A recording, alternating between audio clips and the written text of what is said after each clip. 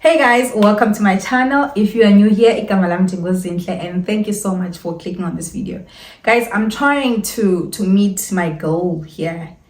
Goal yam is to get to 1,000 subscribers by the end of March.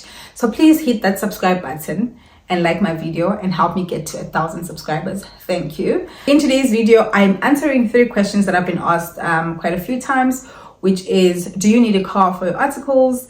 Can you do your articles whilst completing your studies? And what are the implications of changing firms? But before I get there, can you guys help me? Like if you are in London or closer to London, Milton Keynes, Watford, whatever, like in this vicinity, and you know somebody that does hair like braids without applying gel, and that I can just walk up to without booking.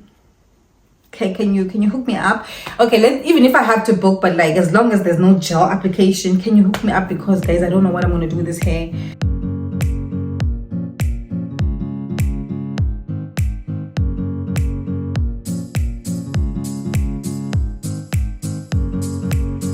So the first question is, do you need a car to sign a training contract? And the answer is, it depends on the firm you are signing with. Most firms out there don't require potential trainees to have a car, because really you just finished your studies. Chances of you having money to buy a car are 0 to none unless your parents are sponsoring you.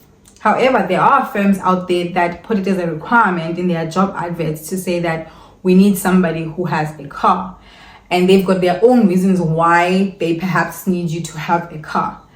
I've worked in smaller firm where it was a requirement to have a car, and I've also worked for a medium-sized firm where I didn't need to have a car. In the medium-sized firm, carpooling was something that was encouraged. So if you are working on a client and there are people who don't have cars, so we would meet in office, pick them up, and we'll drive together to the client. And sometimes, even if we all have cars, we'd still meet in office and share cars because they wanted to minimize the costs. Because if we're all driving to the client, then we all want to be claiming the expense. One thing I can say though is having a car in articles made my life easier, especially because I was studying. So it made it easier for me to go to work, go to class, because in 2017 I was actually doing my articles and doing my City A level 1. So I needed to go to work and then drive to class.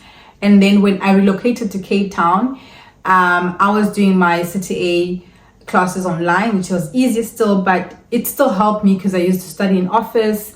And so having a car made my life a lot easier. Going back to the question, it really depends on the firm you are signing with. Most of the time, you're not going to be required to have a car. But should you decide to get a car for yourself, I would advise you to go for a second-hand car. Because it's a lot cheaper. So just get somebody to help you buy a car if you don't know cars, like myself, because the salary in articles is not great at all, especially if you are in audit. But if you are not in audit, I hear the salary is really good that side. Perhaps you'll afford to buy a brand new car, but I would advise you to go for a second-hand car. Get somebody to help you to look for a car. But also, if you can travel to the office by Uber to meet people, or by taxi, whichever way you travel to get to the office, to carpool, I would say suck it up, do it for 3 years. It's only 3 years, and then after 3 years you can get yourself a car. The second question is, can you do your articles while completing your studies? And I think I've already answered that before, but yes, you can. You can actually sign up for your articles on your first year of study. So doing your first year and then signing up for your articles at the same time.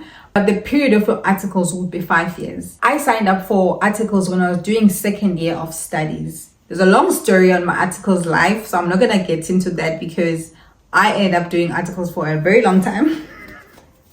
One thing that I think is important when you are doing your articles and also studying is academic progression.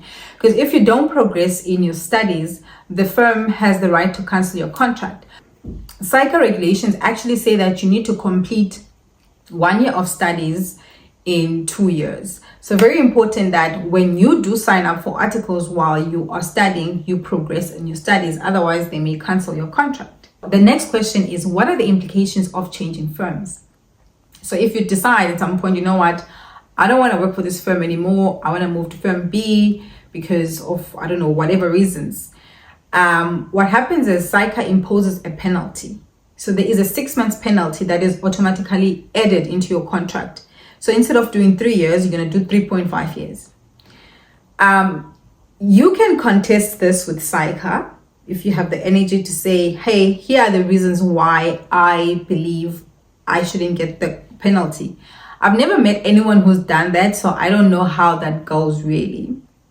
There's another way where you can reduce your contract from 3.5 years back to 3 years by applying for RPL. RPL being recognition of prior learning. So that's something that you can have with your new employer to say, hey, I've got 12 months experience as a trainee accountant.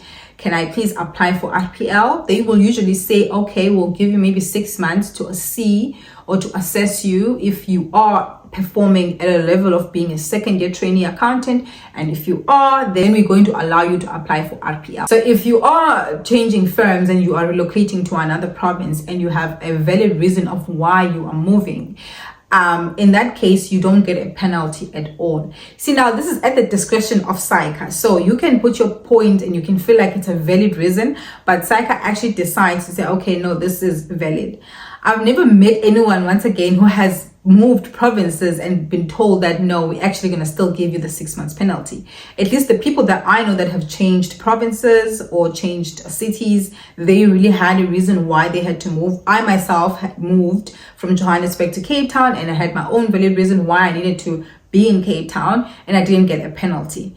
One last thing that I want to share, nobody has asked me this, but I thought let me share, because when I talk about this, people often say, like, really?